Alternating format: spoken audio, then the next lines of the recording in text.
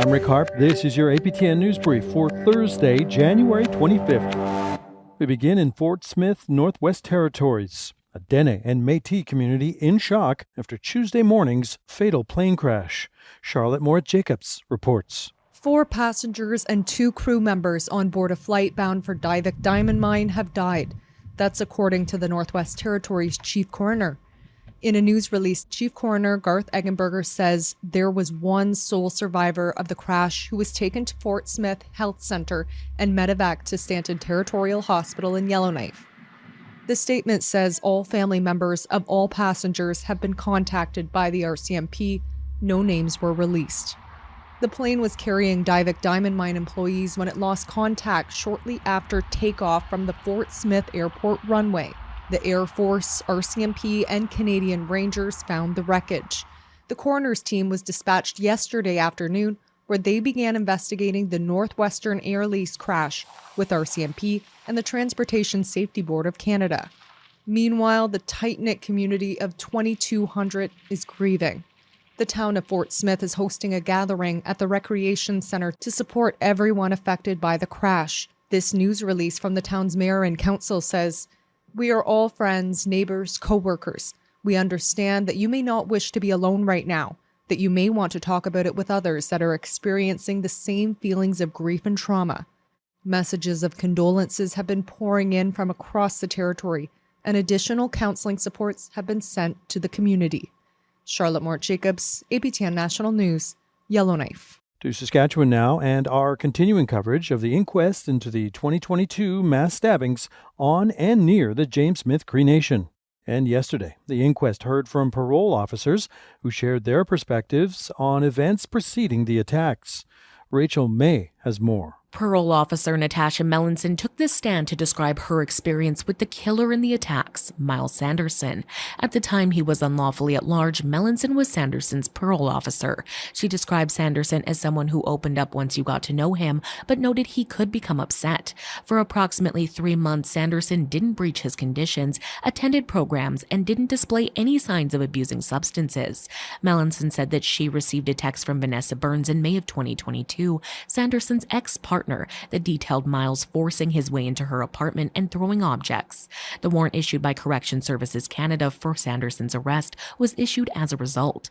Melanson said there were no indications that he could be capable of the events that took place on September 4th, 2022. Testimonies continued and were expected to hear from pathologists to explain the exact cause of death of all 11 victims.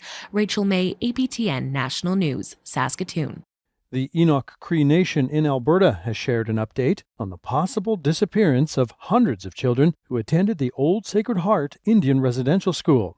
Here with that story, Chris Stewart. From 1898 to 1931, the Sacred Heart Indian Residential School ran on the Saddle Lake Cree Nation. The Ochimawin Abisu Society was formed to recover what they say could be 335 unmarked graves of children who went missing during that time. A year ago, they told APTN that many children died from unpasteurized milk and tuberculosis, and were buried outside the school. The society has been using ground-penetrating radar, and last October found the skeletal remains of a child, no older than 5. Other remains have been found in a very shallow grave wrapped in a shroud. The community wants to find all the remains and perform a forensic recovery this summer. The society is scheduling community meetings around the province with potential relatives of those missing, and they are asking the federal government for financial assistance. Office of the Medical Examiner refused to meet with us. We tried to meet with him for a year to discuss a path forward to get his support, and he absolutely refused to provide it or meet with us. Linda Redcrow says the society has denounced the RCMP and the Chief Medical Examiner of Alberta for refusing to help with the recovery. And the RCMP told us we don't collect old bones from cemeteries. That's the kind of negligence and institutional racism that the RCMP continued to show towards these children. Redcrow says recovering the bodies has to happen because erosion will soon leave the graves exposed to the elements and wild animals. Chris Stewart, APTN National News, Edmonton. A Winnipeg hotel at the center of a social media storm has now shut its doors. This following criticism of staff's apparent restraint of an Indigenous woman as captured in a video that's gone viral. Tamara Pimentel reports. A sign posted to the front doors of the Marboro Hotel say, due to maintenance, hotel is out of order. It's not clear if the hotel has been cleared of paying guests or if it's accepting new ones. Police could be seen coming and going while keeping the doors locked. The Marboro is the focus of an investigation following a viral video of an Indigenous woman surrounded by hotel staff. Her hands were zip-tied behind her back. Over 100 people protested in the main lobby on Sunday. According to the hotel and police, she drew a knife and was charged with assault with a weapon. In the comments section of the video posted on social media, the woman claims they were going to take her downstairs while she was passed out in the restaurant waiting for her brother.